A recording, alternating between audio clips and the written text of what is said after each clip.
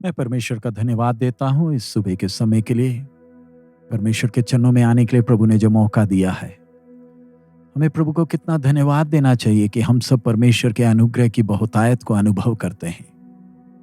हमारे तरह के ही लोग यूक्रेन में जब इस बमबारी के बीच में जीवन बिता रहे हैं, वो जब सुबह उठते हैं, सुबह की इंतजारी करते हैं, सो नहीं पा रहे, उनकी यही तमन्ना रहती है, वो अपने आप को सौभाग्यशाली समझते हैं क्योंकि वो जिंदे हैं।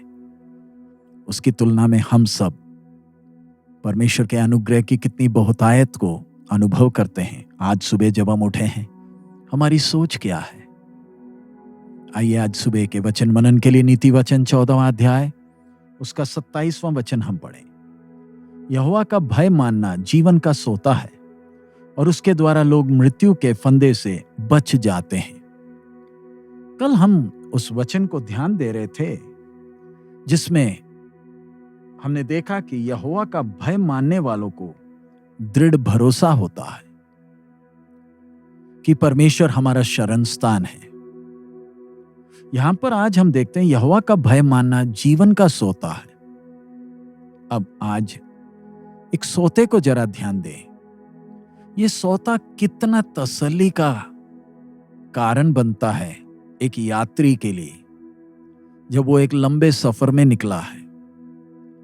सोते का पानी मीठा प्राण को ताजा करता है और एक व्यक्ति को उसका थकान दूर कर आगे के सफर के लिए प्रोत्साहित करता है, बलवंत करता है। ऐसा ही है हमारे जीवन में जब परमेश्वर का भय है। परमेश्वर का भय जीवन का सोता है। ये परमेश्वर का भय जीवन का सोता कैसे बनता है? जब एक व्यक्ति परमेश्वर का ज्ञान पाता है, उस समय परमेश्वर की आत्मा उस व्यक्ति के अंदर परमेश्वर का भय डालता है। यह भय उसके पवित्र जीवन बिताने के लिए अति आवश्यक है। सर्वशक्तिमान परमेश्वर पवित्र है और पवित्रता बहुत जरूरी है परमेश्वर के साथ के सही संबंध के लिए। इसलिए परमेश्वर आज्ञा देता है, इस्राएल के लोगों को चौकस करता है कि वो भी परमेश्वर की तरह पवित्र हो। स्वर्ग हमसे या परमेश्वर हमसे और कुछ नहीं चाहता, केवल एक ही बात, जैसे मैं पवित्र हूं वैसे तुम भी पवित्र बनो। परमेश्वर पाप को इनकार नहीं कर सकता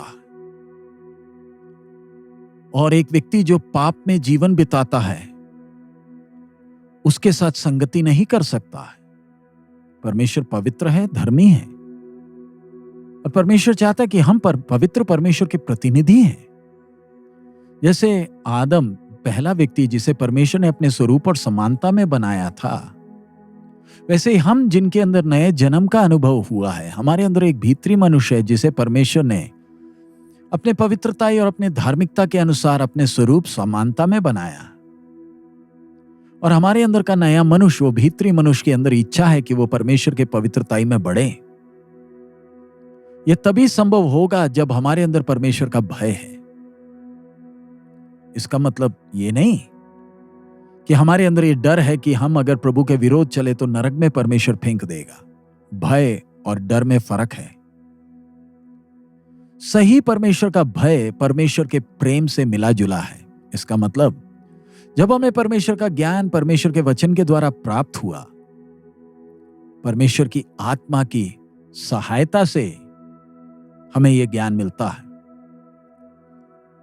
जैसे हम प्रभु को प्यार करते हैं जो हमारा उद्धार करता और छुड़ाने वाला है, हमारे अंदर एक तमन्ना आती है कि हमें भी परमेश्वर को प्रसन्न करने वाला एक पवित्र जीवन बिताना है।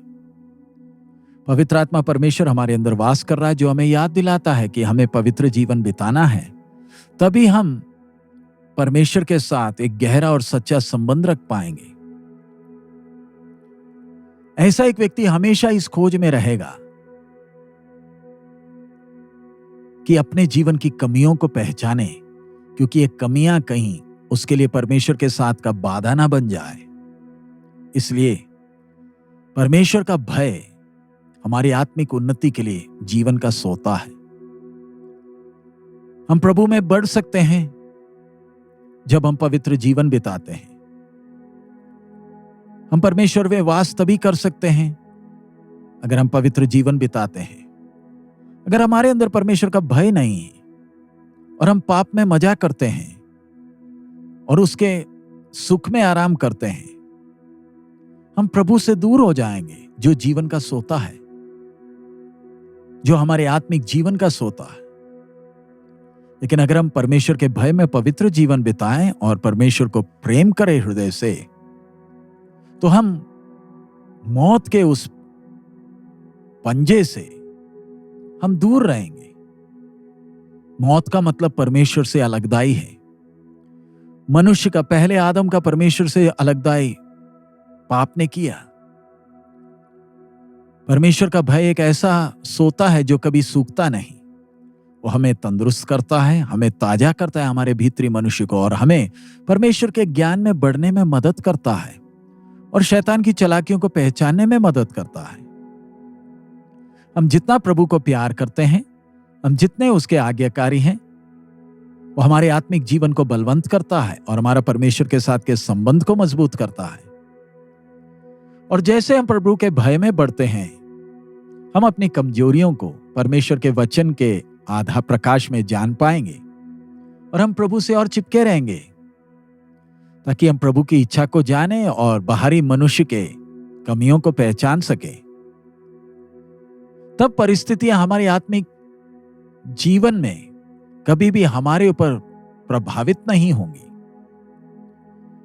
मूसा के जीवन को देखें, एक क्षण भर में वो परमेश्वर की महानता को भूल गया।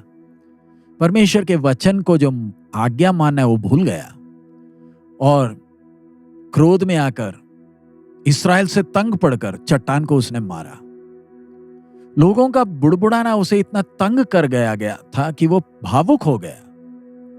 परमेश्वर चाहता है कि मूसा हमेशा जागरूक रहे, परमेश्वर के भय में प्रभु की आज्ञा को माने। हमारे साथ भी ऐसा ही है। हम जितना परमेश्वर का ज्ञान पाते हैं, परमेश्वर चाहता है कि हमारा जीवन प्रभु के भय में हो। इसका मतलब हमें प्रभु के वचन में बढ़ना है, प्रभु की आज्ञा को मानना है, पाप से दूर रहना है जिसका डंक मौत है। परिस्थितियों चाहे कैसी भी हो, हमारे ऊपर दबाव ना डालने पाए।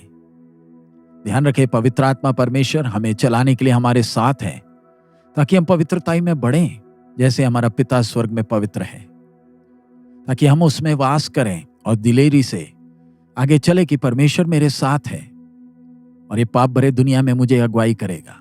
आइए हम सब प्रभु को प्रसन्न करने वाला एक जैवन जीवन बिताएं, ताकि हम प्रभु की उपस्थिति को अनुभव करें